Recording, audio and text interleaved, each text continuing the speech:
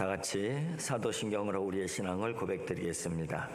나는 전능하신 아버지 하나님 천지의 창조주를 믿습니다. 나는 그의 유일하신 아들 우리 주 예수 그리스도를 믿습니다.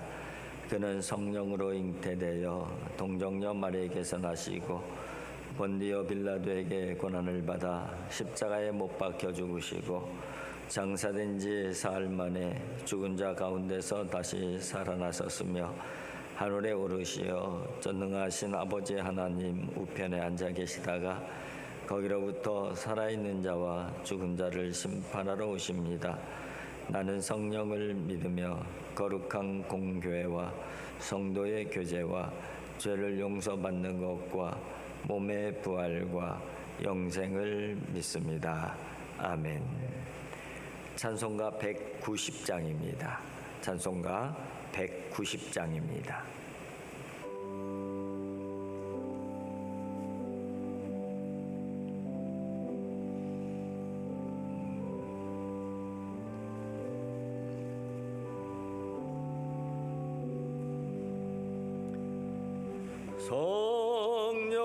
성령이여 강림하사 나를 감화하시고 애통하며 회개하마 충만하게 하소서. 예수여 비오니 나의 기도 들으사 애통하며 회개하마 충만하게 하소서.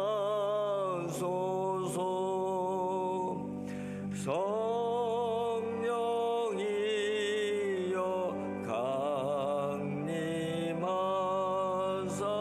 그 신권능 주소서. 원하옵고 원하오니 충만하게 하소서.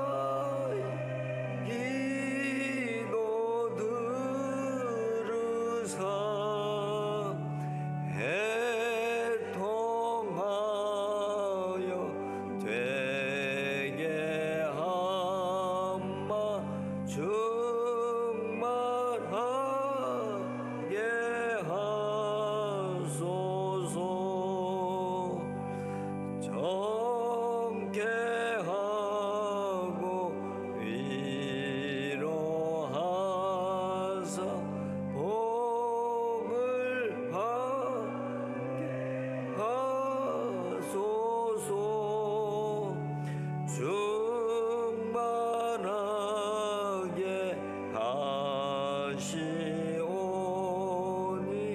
무한 감사합니다.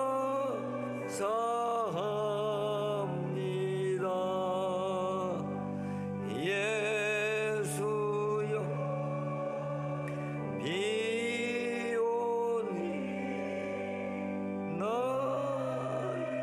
기도 들으사 회동하며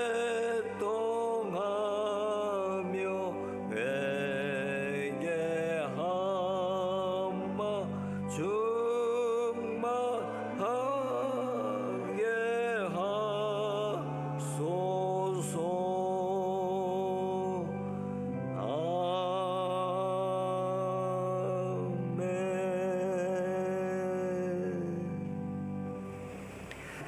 오늘 우리에게 주신 하나님의 말씀은 사도행전 8장입니다.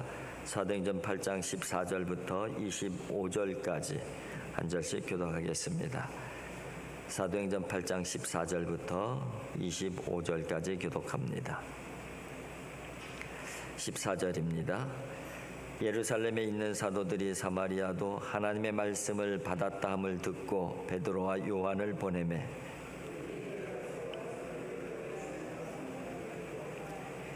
이는 아직 한 사람에게도 성령 내리신 일이 없고 오직 주 예수의 이름으로 세례만 받을 뿐이더라.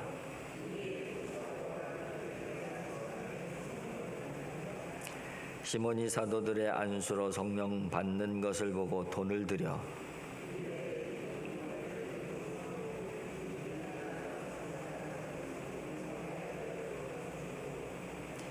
베드로가 이르되 내가 하나님의 선물을 돈 주고 살 줄로 생각하였으니 내 은과 내가 함께 망할지어다.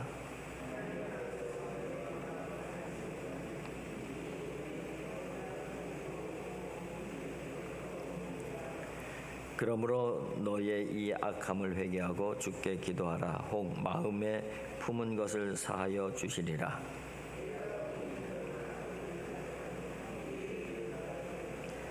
시몬이 대답하여 이르되 나를 위하여 주께 기도하여 말한 것이 하나도 내게 임하지 않게 하소서 하니라. 두 사도가 주의 말씀을 증언하여 말한 후 예루살렘으로 돌아갈새 사마리아인의 여러 마을에서 복음을 전하니라. 아멘.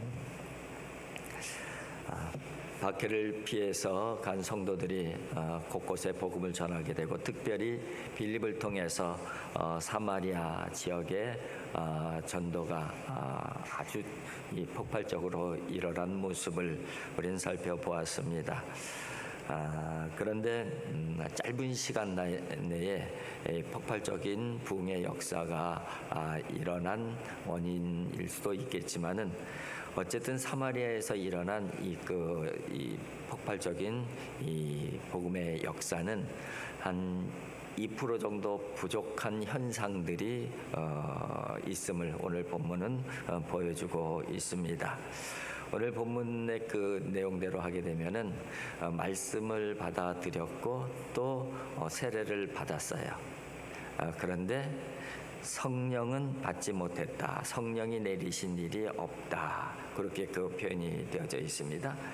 그래서 이제 예루살렘 교회 사도들이 바로 베드로와 요한 사도를 보내서 그들에게 안수하게 할 때에 비로소 성령이 임했다. 그렇게 이제 오늘 본문에 기록이 되어져 있습니다. 오늘 14절 이하의 말씀이죠. 예루살렘에 있는 사도들이 사마리아도 하나님의 말씀을 받았다 함을 듣고 베드로와 요한을 보내매 그들이 내려가서 그들을 위하여 성령 받기를 기도하니 이는 아직 한 사람에게도 성령 내리신 일이 없고 오직 주 예수의 이름으로 세례만 받을 뿐이더라. 이에 두 사도가 그들에게 안수함에 성령을 받는지라. 이렇게 돼 있어요. 그러니까 사마리아 이 지역에 이제 복음을 받아들이는 사람들이 말씀도 받아들이고 또 세례도 받고, 그런데 이제 성령이 내리신 일은 없어요. 근데 사도들이 이 두 사람이 와갖고선 안수했을 때 비로소 성령이 내렸다. 그렇게 그 표현되어져 있는 것이죠. 그런데 이제 그 다른 사례들 보게 되면 이제 앞으로 또 다루겠지만은 사도행전 10장에 보게 되면은 이방인 고넬료에 대한 이야기가 나오게 됩니다.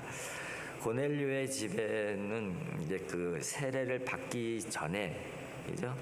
말씀을 들을 때에 이미 그 성령이 임하고 있음을 볼 수가 있습니다.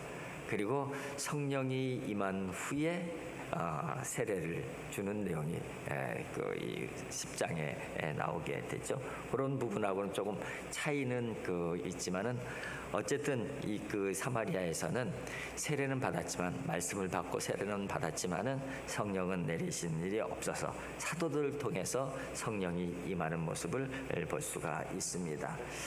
그래서 이 부분을 주석을 할 때에 보통 이제 여러 가지로 해석을 하는데 그 중에서 중요한 부분 두 가지만 말씀을 드리면은 하나는 이제 유대인들과 이 사마리아인들의 이 관계를 우리가 잘 알잖아요. 정말 원수지가 아니고 정말 서로를 증오하는 그런 그 관계라는 것은 우리가 잘 알고 있습니다. 그런데 이제 빌립이 가고선 복음을 전했고 그 사마리아인들이 복음을 받아들였어요. 복음을 받아들였지만은 사실은 그 예루살렘 교회 처음 교회는 유대인 중심으로 세워진 교회인 것이죠. 그렇기 때문에 사마리아 지역에 세워진 교회가 세워진다고 하더라도 유대 관계가 쉽지 않을 가능성이 있다는 것이에요. 그래서 하나님께서는 바로 이런 그 과정을 통해서 사도들 특별히 유대 헬라파가 아닌 순수한 유대파 그 사도 대표 두 사람을 보내 갖고선 세례를 안수를 하고 성령을 내리게 함으로 말미암아 이 사마리아 교회와 또 예루살렘 교회가 온전히 하나 되는 그런 그 교회로 세워가기 위한 하나의 과정으로 설명을 하기도 합니다. 그리고 또 하나 그 설명은 이 사도권에 대한 그 부분으로 연결을 시키고 있어요. 사도들에 의해서 성령이 임함으로 말미암아 사도의 권위를 강조하기 위함이다.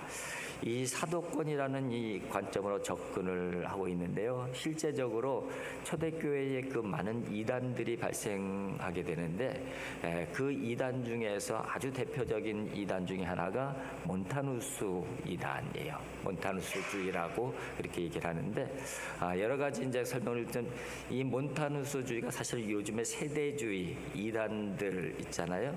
그 세대주의자들이 상당히 영향을 받은 그 이단이죠. 천년왕국에 대한 것, 새 예루살렘의 건설, 극단적 종말론을 주장을 하죠. 그리고 실제적으로 교회에 많은 피해를 끼친 것 중에 하나가 뭐냐면은 그 성령주의예요. 그래서 이게 뭐냐면은 직통계시를 받는 거예요. 그러니까는 이 말씀을 하나님 말씀을 전하는 사람은 이 사도나 누가 아니라 직통계시를 받은 누군가, 성령의 직통계시를 받은 사람은 누구나 일어나고선 하나님의 말씀이라고 선포를 하는 것이죠. 그러다 보니까는 어떤 부작용이 생기냐면은 교회의 질서가 깨어지게 되는 거죠. 다 내가 성령의 그 직통계시를 받았다고 다 얘기하고 나서니까는 교회 질서가 무너지고 이런 현상이 교회 안에 일어났던 것이죠. 그래서 교회는 이런 영향을 이걸 통해서 이 무너지는 그 질서를 바로 세워야 되는 그런 과제에 놓이게 되는 것이죠. 그게 이제 2세기에 나타난 이단의 현상인데 객관적이고 확실한 신앙의 표준, 신앙의 잣대가 필요했던 것이에요. 그래서 이제 교회는 사도 계승권이라는 것이 교회의 중심 잣대가 되어지는 것이에요. 그죠? 사도가 말한 것, 그리고 사도를 중심으로 내려온 교회의 권위가 이 모든 이 성령의 그 역사인지 아닌지를 결정할 수 있는 잣대가 되어지게 되는 것이죠.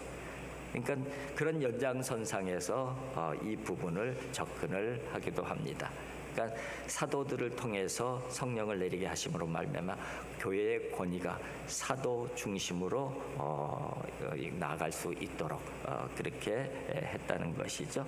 그렇게 함으로 말미암아 뭐를 세워가는 거예요? 교회의 질서를 세워가는 것이죠. 교회는 질서가 깨어지게 되면은 굉장히 혼란하게 되는 것이죠. 그래서 사도 바울이 고린도전서에서 여러 가지 그 교회의 무질서한 부분들을 지적을 하면서 특별히 이 은사들에 대해서 언급을 하면서 마지막으로 권면한 아주 중요한 권면이 뭐냐면요, 모든 것을 품위 있게 하고 질서 있게 하라. 그렇게 권면해요. 그러니까 다 은사를 받아갖고서 다 내 은사가 옳다고 이러니까 교회 질서가 막 흔들리고 이러잖아요.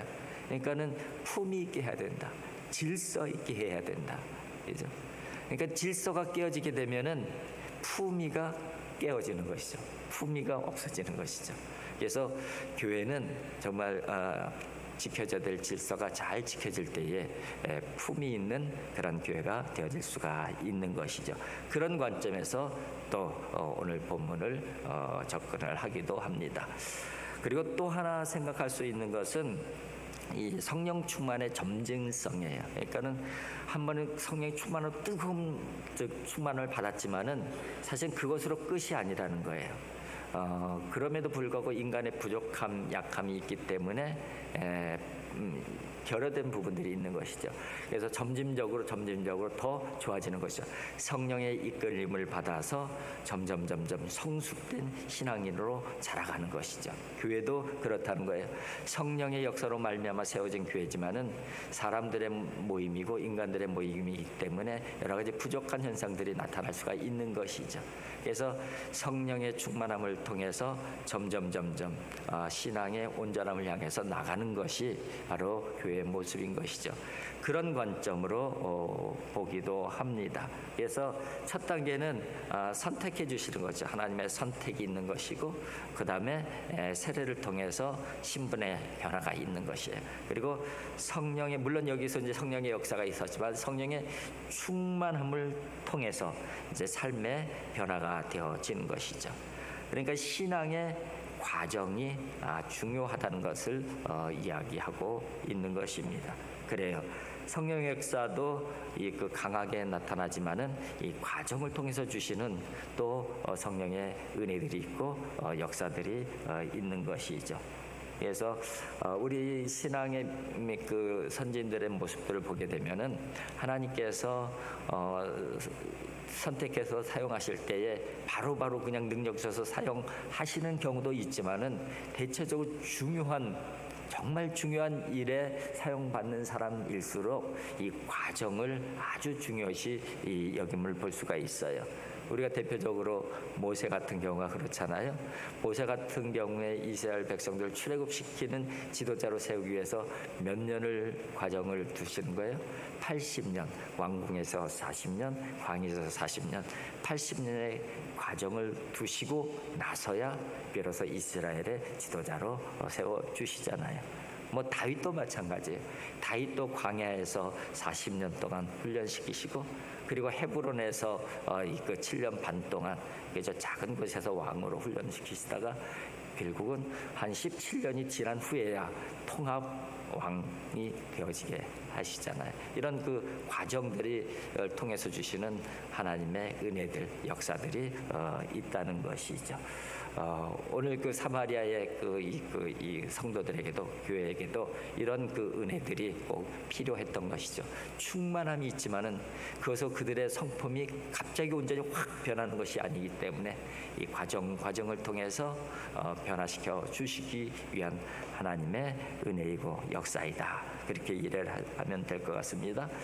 그리고 이제 또 하나 그 부분이 있는데, 이제 시몬이 이 빌립의 그 역사를 보면서, 빌립을 이제 그 세례받고 따라다니잖아요.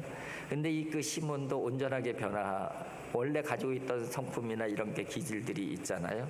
그러다 보니까는 어떻게 해요? 그런 역사들을 보면서 그 성령의 역사를 돈 주고 살려고 하는 그런 이 시도를 오늘 본문을 통해서 볼 수가 있어요. 18절 이하입니다. 시몬이 사도들의 안수로 성령 받는 것을 보고 돈을 들여 이르되 이 권능을 내게도 주어 누구든지 내가 안수하는 사람은 성령을 받게 하여 주소서 하니 베드로가 이르되 내가 하나님의 선물을, 그러니까 성령은 뭐라는 거예요? 하나님의 선물이에요. 성령은 하나님의 선물을 돈 주고 살 줄 생각하였으니 내 은과 내가 함께 망할지어다. 그러니까 성령은 선물이에요. 하나님께서 주시는 선물이에요. 성령은 인격적인 분이세요. 그냥 내가 뭐를 원한다고 해서 그쪽 오시고 내가 가란다고 해서 가시고 그런 분이 아니시라는 것이죠. 하나님께서 필요할 때 주시는 것이고 하나님께서 오시고 싶을 때 오시는 것이 성령의 역사인 것이죠. 근데 시몬도 아직 따르긴 했지만, 세례를 받고 따르고 있긴 했지만은 바로 아직도 부족한 결여된, 신앙의 결여된 상태의 모습을 볼 수가 있습니다. 우리에게도 얼마든지 이런 신앙의 모습은 볼 수가 있는 것이죠. 그래서 예수 그리스도를 고백하고 믿고 따라도 항상 인간적인 부분들이 우리들에게 있음으로 말미암아 인간적인 행동과 삶을 살아가는 부분들이 없지 않아 있잖아요. 시몬에게도 그런 모습들이 그대로 나타나고 있음을 볼 수가 있습니다. 그런데 여기에서 이제 특별히 성령의 역사를 가로막는 아주 중요한 요인이 뭐냐 하는 부분들을 보여주고 있는 거예요. 그러니까 이 물질, 그러니까 물질 만능주의가 되어지게 되면은 성령의 역사에 많은 걸림돌이 되어질 수 있음을 볼 수가 있습니다. 만문주의, 이것이 대표적인 교회의 세속주의의 한 현상이라고 할 수가 있습니다. 교회가 가장 쉽게 넘어가고 가장 세속화되기 쉬운 부분이 만문주의에 빠지는 것이죠. 그래서 그런 부분들도 함께 묵상을 해야 되는 것이죠. 그래서 우리가 단호하게 거절을 해야 돼. 단호하게 거절해요. 그죠? 단호하게 거절하는 게 어떤 신앙 고백이 있어야 돼요. 베드로와 요한이 안질뱅이를 일으킬 때의 그 고백, 그것이 우리의 신앙 고백이 되어지는 것이죠. 은과 금은 내게 없거니와 내게 있는 것은 내게 주노니 나사렛 예수 그리스도의 이름으로 일어나 걸어라. 그죠? 이것이 이제 우리의 신앙 고백이 되는 것이죠. 물론 물질이 필요 없다는 그런 그것을 말씀드리는 것이 아닙니다. 정말 우리의 진정한 힘, 진정한 능력이 무엇이냐 하는 부분들을 말씀을 드리는 것이죠. 결론을 한번 내려보게 되면은 우리가 기도할 때 이 세 가지 부분을 기도했으면 좋겠어요. 하나는 포임이와 질서가 세워지게 하여 주시옵소서. 그리고 과정을 통해서 채워주신 하나님의 은혜, 이 은혜가 또 우리들에게 있게 해주시고 이 은혜를 통해서 충만한 성령의 역사를 경험할 수 있게 해주시옵소서. 이런 것도 같이 기도했으면 좋겠고요. 또 하나는 은과 금이 아니라 나사렛 예수의 이름이 진정한 나의 힘, 나의 능력이 되게 하여 주시옵소서. 이런 기도도 같이 했으면 좋겠습니다. 기도하겠습니다. 사랑의 아버지 하나님, 감사합니다. 하나님의 은혜 가운데 저희들이 살아갑니다.